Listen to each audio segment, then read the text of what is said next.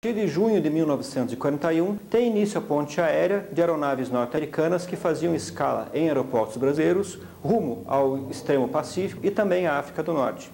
Com a entrada dos Estados Unidos na Segunda Guerra Mundial em dezembro de 1941, o comprometimento brasileiro se amplia.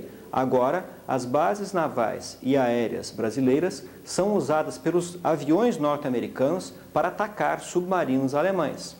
Desta forma, ao longo de todo o primeiro semestre de 1942, aeronaves norte-americanas, eventualmente sendo tripuladas até mesmo por brasileiros, se dedicam a fazer extensas patrulhas navais por todo o Atlântico, procurando e atacando submarinos alemães.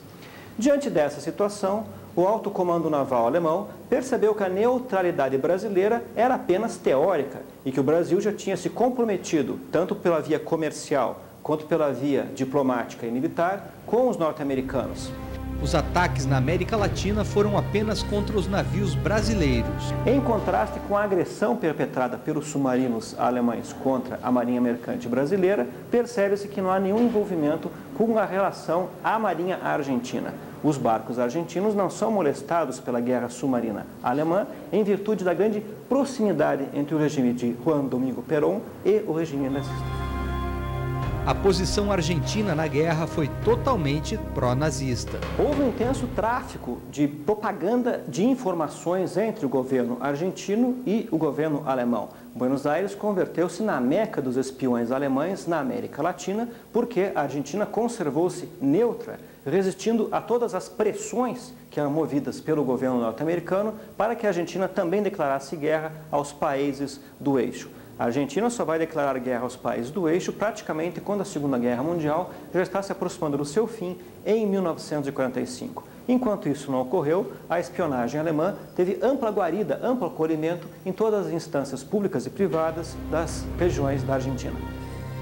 É o que explica a entrada maciça de nazistas na Argentina durante o pós-guerra. A gente percebe que Perón emitiu 3.000 carteiras de identidade para os imigrados alemães. Boa parte da elite nazista sobrevivente do Terceiro Reich buscou asilo, buscou refúgio na Argentina. Genocidas, assassinos, perseguidores, torturadores e também cientistas, políticos, militares se dirigem à Argentina, onde obtêm uma nova identidade, uma nova forma de vida que permite a eles ficar oculto da justiça que era a eles movida pelos países aliados. A represália alemã à posição brasileira leva à sua definição oficial. Embora alguns navios brasileiros já tivessem sido afundados por submarinos alemães, esses torpedeamentos ocorreram no Caribe. Eram navios brasileiros que levavam alimentos e matérias-primas para os Estados Unidos e foram atacados pelos alemães nas proximidades dos portos norte-americanos. A partir do segundo semestre de 1942, esse padrão se altera. Vários submarinos alemães são enviados para as costas brasileiras, ocasionando uma autêntica blitz, uma guerra relâmpago de submarinos contra a navegação brasileira. É nesse mês de agosto de 1942, depois de sucessivos torpedeamentos de navios brasileiros, que o Brasil finalmente reconhece estar havendo um estado de guerra entre o Brasil e a Alemanha e finalmente o Brasil entra formalmente na Segunda Guerra Mundial. O torpedeamento dos navios teve grande efeito sobre a opinião pública. Os sucessivos torpedeamentos de navios brasileiros provocaram centenas de vítimas. Quase 1.000 brasileiros morreram na série de torpedeamentos de nossas embarcações que foram feitas por submarinos alemães. Esses sucessivos torpedeamentos provocaram imensa indignação popular. Por todo o Brasil, explodiram revoltas espontâneas contra tudo que fosse remotamente associado à Alemanha, à Itália e ao Japão.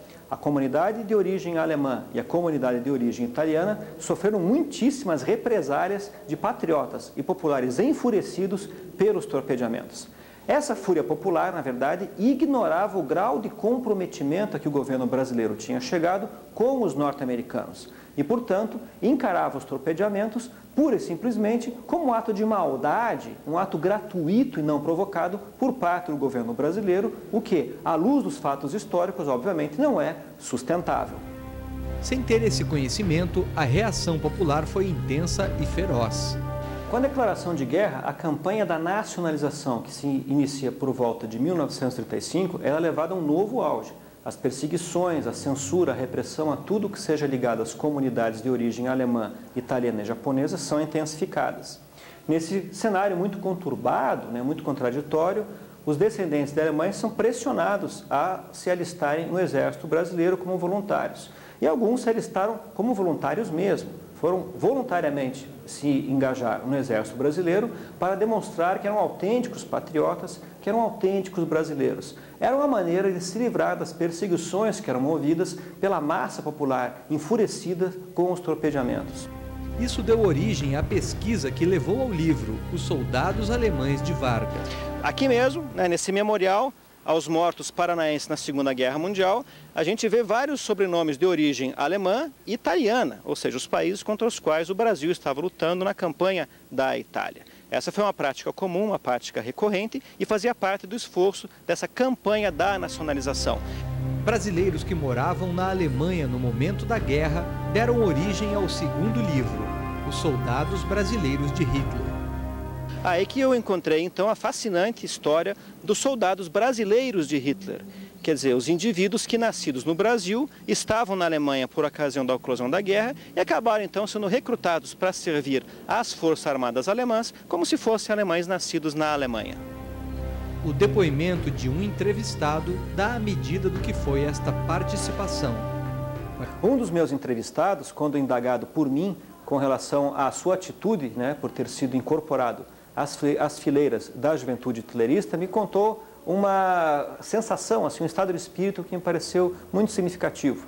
Ao chegar aos 14 anos, nos termos da lei alemã, todas as crianças, os adolescentes de 14 anos, eram obrigados a se alistarem na juventude hitlerista, na Hitlerjugend. Isso era obrigatório. E o meu entrevistado, todos eles foram engajados nessa organização juvenil do Partido Nazista. E ao perguntá-lo sobre a sua razão, ou a sua reação com relação a esse fato, ele me disse, mas poxa, meus primos, meus amigos, meus vizinhos de bairro, todos eles estavam na juventude hitlerista e ia ficar estranho se eu não tivesse também ingressado.